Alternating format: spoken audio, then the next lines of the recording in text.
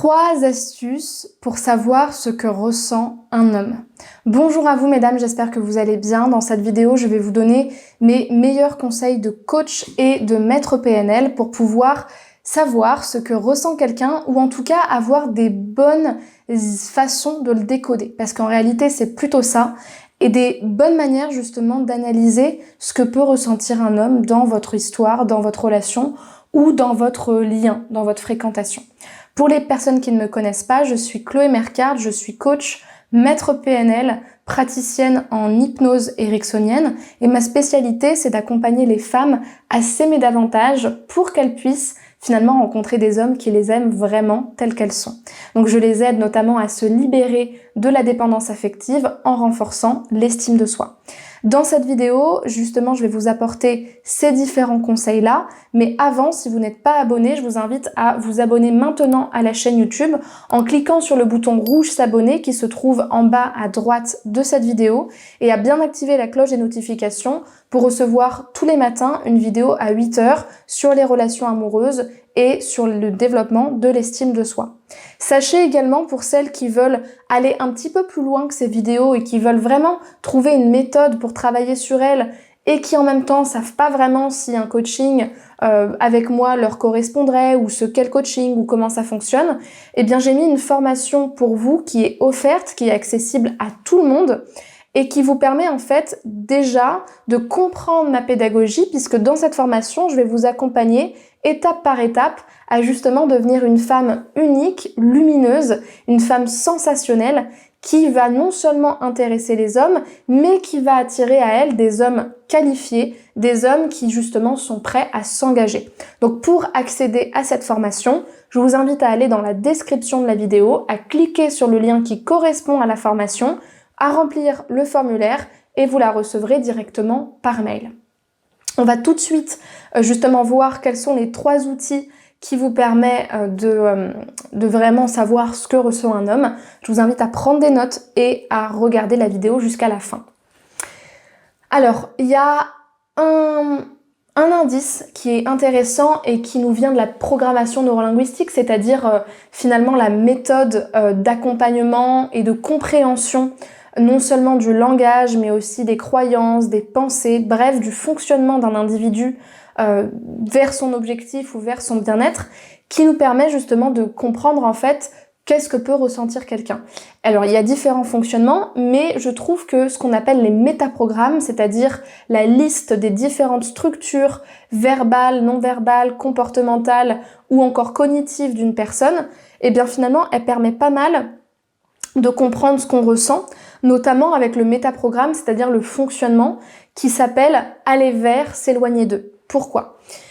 Parce que ce métaprogramme, à la base, il est plutôt employé pour tout ce qui va être les stratégies motivationnelles, c'est-à-dire qu'est-ce que je fais quand j'ai un objectif, vers quoi je vais, de quoi je m'éloigne. Par exemple, pour la perte de poids ou pour tout autre objectif, quand quelqu'un parle de ce qu'il veut ou de ce qu'il essaye de faire, il va nous donner des informations sur plusieurs choses, mais notamment sur la manière dont il va y aller. Est-ce que c'est une motivation qui lui vient d'une envie d'aller vers son objectif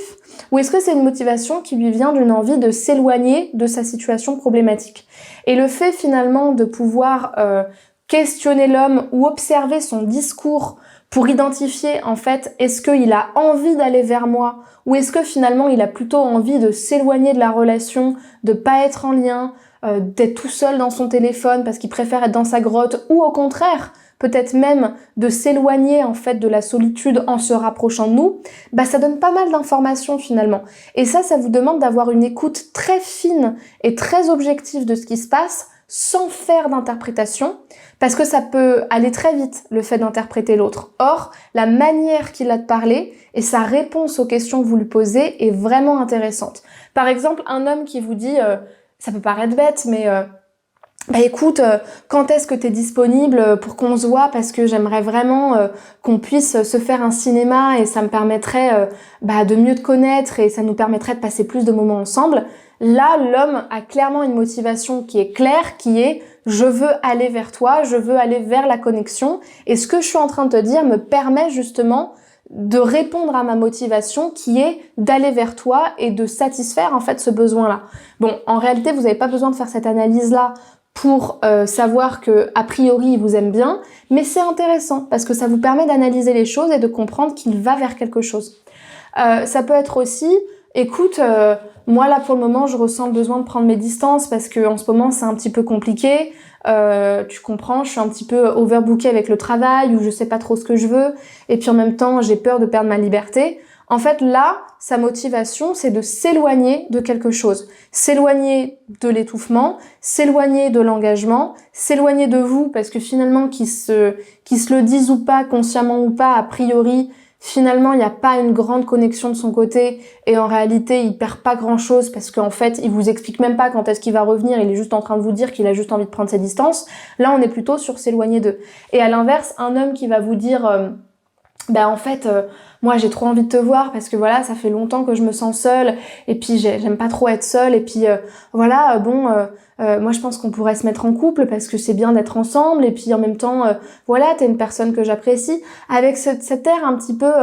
en fait c'est pas toi que je choisis mais s'il te plaît viens on se met ensemble parce que je supporte pas la solitude. On est encore sur une personne qui cherche à s'éloigner d'eux, surtout s'il vous dit qu'il aime pas être seul, que c'est pas bien de prendre du temps, que finalement il a peur que vous partiez ou vous soyez séduite par un autre homme si vous n'êtes pas avec lui. On est plutôt sur une stratégie de s'éloigner de quelque chose qui lui fait peur. Et ça donne des informations sur ce qu'il ressent et sur son attitude vis-à-vis de vous.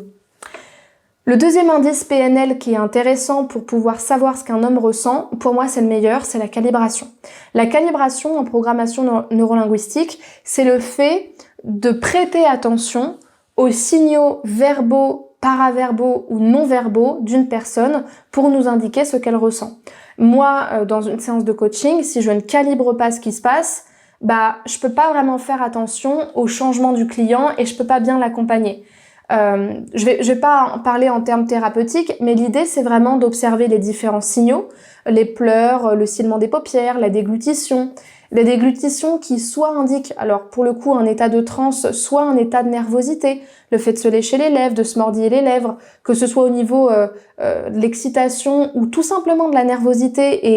et quand il y a certains signaux, on sent bien qu'il y a quelque chose qui va pas. Quand quelqu'un fuit le regard, que la personne est en train de regarder sa montre, qu'elle se dit putain je suis pas dans un bon état, je veux pas rester avec lui, qu'elle est très globale, c'est-à-dire qu'elle coupe ses phrases, elle donne aucun détail, que finalement elle déglutit à chaque fois, qu'elle stresse, qu'elle commence à bouger la jambe, tout ça avec la calibration, ne serait-ce qu'avec l'observation de ce qui se passe, ça vous donne des informations. Il y a la tonalité de la voix aussi, quelqu'un qui est pas dynamique comme moi quand je parle, on pourrait imaginer que c'est une personne qui s'en fiche finalement et qui est en train de s'ennuyer. Quelqu'un qui en rendez-vous va vous dire ouais grave c'est super, ouais j'adore, c'est génial. Calibré, c'était un bon rendez-vous. Bien sûr on se reverra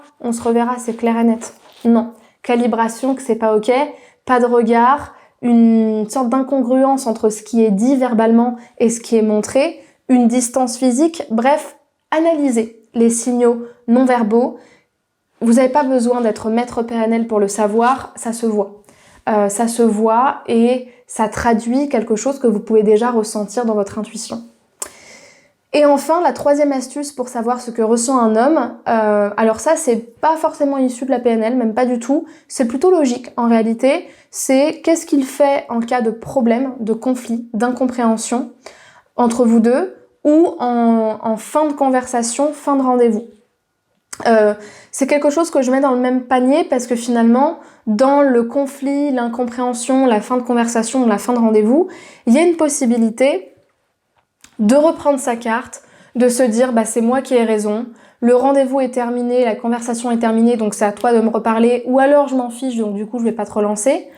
Comme finalement je pense que j'ai raison, ou finalement comme tu m'intéresses pas vraiment, je vais pas vraiment aller vers toi, je vais pas faire l'effort de communiquer. Bref, ça communique une forme de contrainte, la fin de conversation, la fin de rendez-vous, la dispute ou le manque de communication entre deux partenaires, et le fait de voir son comportement, même s'il ne vous communique pas ses sentiments, même si vous ne calibrez rien puisque vous êtes à distance, ça va forcément vous indiquer quelque chose de ce qui est important pour lui et donc de ce qu'il ressent. Un homme qui va chercher à comprendre pourquoi vous vous êtes disputé, qu'est-ce qui ne va pas de votre côté, vous expliquer ce qu'il ressent, qui va chercher à vous relancer après une conversation ou à refixer un rendez-vous, c'est un homme qui est intéressé.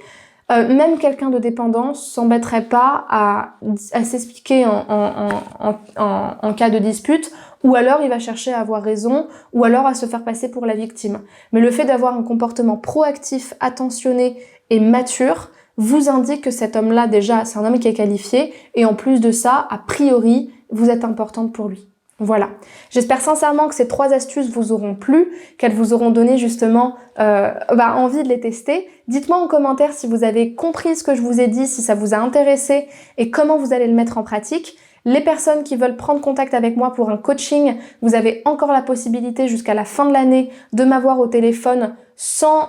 tout de suite réserver de séance, donc de manière offerte, pour m'expliquer votre problématique, pour que je puisse prendre conscience de votre objectif et que je vous conseille de faire une première séance avec moi si je sens que je peux vous accompagner. Puisque dans tous les cas, la première séance sera forcément la première étape, même avant un coaching plus long. Ça me permet de savoir justement la profondeur de votre problématique, de quel type de suivi vous avez besoin ensuite. D'accord? Donc profitez-en puisque l'année prochaine, ce sera directement la première séance. J'ai pas mal de monde qui m'appelle, mais je suis encore disponible cette année pour ça. Donc pour réserver un appel avec moi, cliquez sur la description de la vidéo, cliquez sur le premier lien qui correspond à cet appel, remplissez le formulaire et on s'appellera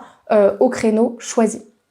Voilà pour ces informations. Vous avez ici tous mes réseaux sociaux, l'émission Spotify où vous retrouvez mes nombreux podcasts bien détaillés, bien longs sur les relations amoureuses, l'estime de soi et des outils que je peux vous transmettre dans ce type de contenu. Mon compte Instagram où je suis présente notamment en story, où je donne des posts, où je vous donne des conseils et où vous pouvez me parler et me poser vos questions en privé. Il y a aussi TikTok et Facebook où je suis quand même présente, où je fais des lives. Et puis vous avez aussi mon site internet et vous retrouvez tous ces liens-là dans la description de la vidéo puisque notamment sur mon site internet, vous pourrez prendre conscience de mes différentes offres d'accompagnement, que ce soit du coaching individuel, du coaching de groupe ou encore différentes formations à différents budgets pour différents besoins, toujours sur le thème de l'épanouissement amoureux et de l'épanouissement personnel. Merci pour votre attention et à très bientôt pour une prochaine vidéo. À demain 8h. Au revoir.